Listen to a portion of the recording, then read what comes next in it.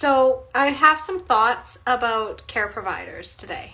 And typically people will say, well, if your care provider is so awful, why don't you just find somebody else, go fire them? And this is why I teach how to hire your care provider at the beginning of your pregnancy and to plan your birth before you actually go and find them. It's because of the same principle. When I hear, well, why didn't you just leave? Well, if you know, like I have also been in an emotionally abusive relationship. I'm a very strong woman. I was very well educated, and still I managed to fall into that.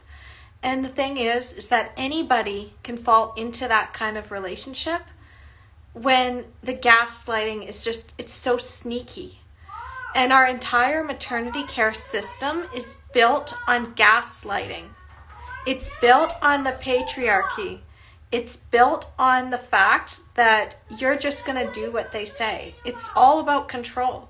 So why don't you just leave? Well, because at the end of your pregnancy, when you suddenly realize that you can't actually have the kind of birth you want, when you finally realize your care provider is pressuring you and everything, and you're realizing, oh my God, like who the hell did I hire? It's often like it feels impossible to leave. It's just like an abusive relationship. Why don't you leave? Because you probably feel like you can't. You probably feel like you have no options.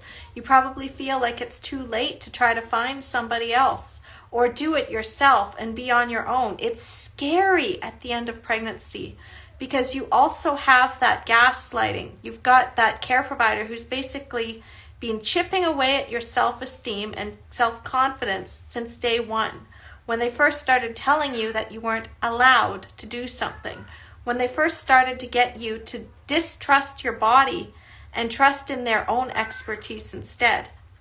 And that's why it's so important for you to hire your care provider very cautiously and to go for those interviews and to spot those red flags. You need to be able to do that at the beginning. You need to go in knowing exactly what you want so you hire the right person. It's the same thing as if you never want to have another abusive relationship. You really have to know what you want in your next relationship, and you need to know those signs.